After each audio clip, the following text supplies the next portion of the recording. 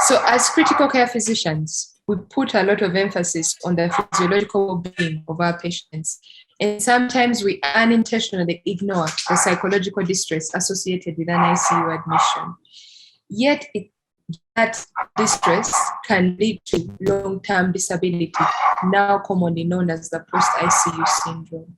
In order for us to improve the quality of care given to our patients, we need to understand their psychological experience as they are admitted in our ICUs. So today we are joined by Dr. Nantale, who's a second-year resident of anesthesia and critical care. She was admitted in an ICU with COVID-19 and severe ARDS. Thank you, Dr. Vanessa, for joining us. Thank you for having me. It's good to be here. So you developed unspecific symptoms of an acute febrile illness and you're eventually diagnosed with COVID-19. Your symptoms progressed to a point of breathlessness and you required an admission. How did it make you feel when you were eventually diagnosed with critical COVID-19? Being a medical personnel with all the knowledge and exposure that I've had with COVID, I've managed several patients. I've been involved in their care, watching myself move down the spectrum of symptoms, right from mild disease to the critical side of it. It got scary, I started to feel scared at some point and anxious as the spectrum continued.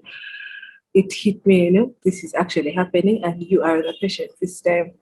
You understand, when you know what's going on in your body and the anxiety kind of peaks. So you are admitted on a COVID ward and usually patients on COVID wards were isolated and only intermittently visited by attendants and medical staff who are wearing PPE. How did that affect the quality of care you received and your psychological well-being? Okay, so, COVID is a new disease and there's so much stigma surrounding the disease. So, I remember at the facility I was at, I was isolated and then anyone you're seeing is, putting on white, then PPE. Being alone is never good for someone in such a situation. You're left alone with your thoughts. And then you start to think very many things. You can't see your loved ones. It gives you that feeling of everyone has deserted you, like they've just left you there to die or something. You lose the will to fight. You don't see reason to keep fighting. And yet COVID is also, you also have to be psychologically ready to beat the disease in order to actually do it. Because I remember thinking, I remember my husband coming to see me when I was in hospital and he was in PPE, full dressed. And I was thinking, wow, even you? Like you can't see me without the PPE. So it kind of deals with you psychologically and to torture on top of the stigma. So eventually you're transferred to another facility where you're intubated and started on mechanical ventilation. What was your experience as an intubated patient in an ICU? Being intubated in ICU, I don't remember much, really, thank God. Rating my ICU stay, I'd say 9, 8, I can't say 10 because being in ICU as a patient is not a good thing.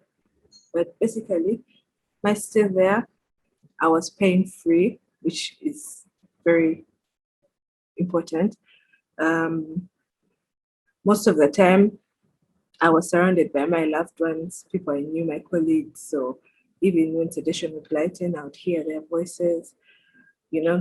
That also keeps you going, keeps you fighting. Then the medical knowledge I had of the disease made things much better. It made things bearable. I understood what they were doing, why they were doing what they were doing, and for what purpose. And you let them do it because it's for your own good. So it kind of made the stay a little easier. My relatives as well, they were telling me they felt quite involved in the whole thing. So they felt okay to come in whenever, at any time. So generally, for me, it was good. For my relatives as well, it was, was okay. It is not uncommon for patients that are admitted in hospitals to have their rights abused. In your opinion, were your rights respected? In this aspect, I'm really interested in autonomy, especially when it comes to consent. Definitely, before you're admitted, there is that consent form you fill. So I'd filled my consent form. I'd had quite a lengthy discussion with my primary physician, so he was aware of my interests. And then, yes, when I was awake, they would explain to me what they're going to do. Despite the fact that they didn't have to, they actually did explain. And then if I accepted, they would go ahead. If I didn't accept, they'd have to convince me. Imagine convincing someone who already knows what's going on to do something on them. So it wasn't easy, but if I stuck to my no, we would look for an alternative. And they were willing. So they did that. So How about your privacy and confidentiality? You feel like that was respected? So for privacy, the facility I was at has I was in my own room, so the lodging is one patient per room, as opposed to 4 beds in one, four whatever beds in one big room, common area. So in that way, whoever comes in is meant to be there to see you and not passing by to pass and go and see another patient. So that being said, the privacy bit, yes, I felt like my privacy was respected. I trusted my colleagues with my life, with my body, I see the ICU suit is really, so yeah, I feel like my privacy was respected. Confidentiality, I have not had anything around the corners from anyone. I didn't expect to know what was going on. So for now, because it's really difficult to tell, for now, I'd say confidentiality. Yes, I think they achieved that too. So after a few days while intubated, the weaning process is started and the sedation is lightened. What are the, I would say 5, but you can mention less, common causes of discomfort that sometimes health workers can take for granted? All right, so discomfort, causes of discomfort. So number one for me was suction. It was terrible, terrible feeling. I had to prepare myself, Then when I see the secretions are many, then I call Vanessa and tell her, okay, now let's do this. But it took so much to be prepared. Sometimes they would want to suction and I'd be like, wait, Then the fact that you have a tube down your throat is quite uncomfortable. Swallowing, naturally you would want to swallow. It's trying to close that, but there's something right there. So it was quite uncomfortable. I remember my mouth getting dry also at some point, like feeling like maybe the filter was not working or something, because I knew what was going on. Then posture positioning. Your position is determined by someone else. They can't know how you are, how you want to be, what is most comfortable for you. You have to rely on them for posture. That was also a bit uncomfortable at times. Then the toilet habits of ICU for patients. 1, getting used to putting on that diaper.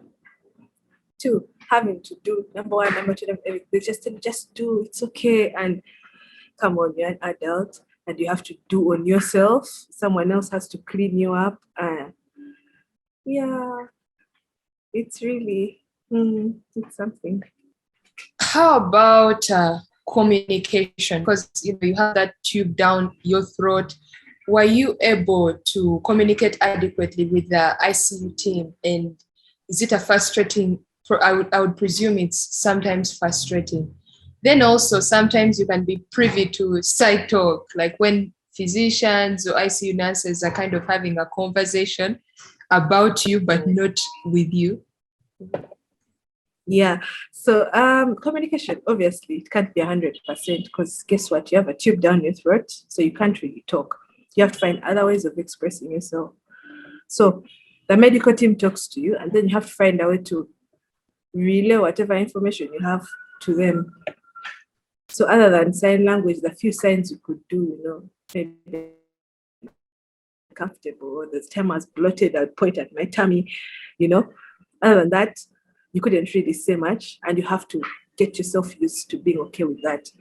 Then I remember when I was still intubated, the side talk, I heard them saying, "Oh, we're going to extubate her tomorrow." So I remember thinking, I was like, "Yes, finally, the tube is going to come out."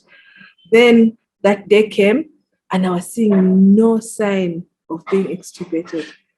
So I said, maybe I had wrongly. Let me wait for the next day. Next day, nothing. So I got really anxious. I started to ask them people, when is this thing coming out? I remember I cried. I was like, you are not removing this tube. Why are you leaving me with this tube? You know, that is also something to think about. The side conversations we have with patients are right there. So we define recovery as return of a patient's status to their pre-COVID function. Could you kindly describe for us how your recovery has been, the setbacks you encountered, and what facilitated your recovery? The recovery process. So this is from the time you maybe off the tube has come out, and you think, oh, life is just going to fall into place. Everything is going to go back to normal.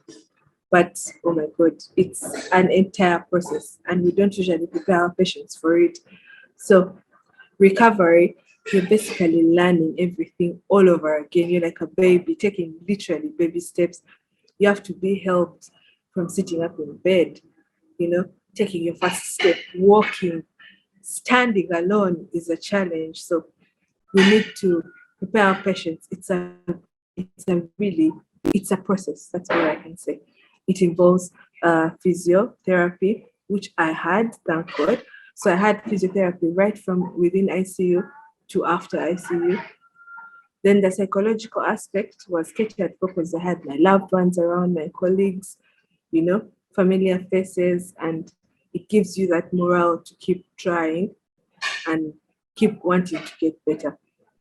Then the facility I was at had what they call offsite. Offsite is a place between, from ICU you go to HDU. So between HDU and going home, there's that place where it's a home setting with medical personnel. So that place was really, really important for me because it gets you out of that hospital feel of, oh, I'm sick, you're in a ward, you know. It gives you that home feel. I could ask for whatever food I wanted. My relatives could come in and see me. So by the time I actually got home, it was not hospital to home. So that also really, really helped me. Then one of the things that I remember standing out about my recovery was the anxiety. I got quite anxious. I would always get anxious when it's getting to nighttime. I got insomnia because I would fear to sleep, thinking, now what if I forget to breathe, the machine is not there, you know. I would get really anxious, get panic attacks. My sats would drop, but then I'd have to, you know, breathe, and then the sats would get better. It wasn't a physiological problem, it was actually more psychological. So that's the main thing I can think of at that moment, which really gave me a hard time. Wow. So have you experienced any long-term physical or psychological disabilities post-recovery?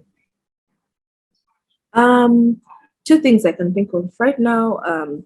I have to catch my breath in between conversations. Even in this one, if you hear, there's a way I keep catching my breath to pull air. I didn't have that before. So there's that. Then there's the cough that I have that, okay, it's reducing gradually, but, you know, slowly. Yeah, so those two.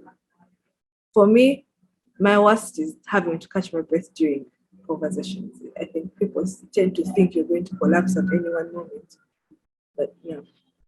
So how has your experience as an ICU patient changed your practice as a future anesthesiologist and intensivist? Okay, so my experience in the ICU taught me three things. Three things that I can think of just offhand. One, we need to listen to our patients. No complaint is trivial to a patient. It could be trivial to you, but for the patient, it's actually quite important. even if you fail to understand what the patient is saying, if the patient sees you're trying to put in an effort, it counts, other than just outrightly ignoring them. That is one. Number two, I think we need to consider lodging patients, either secluding them better so that they can have access to their loved ones for longer time or for shorter, more frequent periods. Because otherwise, they get lonely, thoughts, depression can easily come in. So that's another thing. Changing of lodging, and then also also considering their relatives and loved ones being around more often. That was two. Number three, give patients as much information about their care as possible. When you do that, it makes the patient feel like they're being involved in their treatment, even if they're not really making the decision. But the fact that you're telling them, giving them as much information, it gives them that feel of, whatever they're doing, it is good for me. I need this to get better. It gives them that clarity rather than keeping them in the dark. Thank you very much, Dr. Vanessa, for sharing with us your experience. Personally, there are changes that I'm going to make in my practice. Yes, so thank you. You're welcome.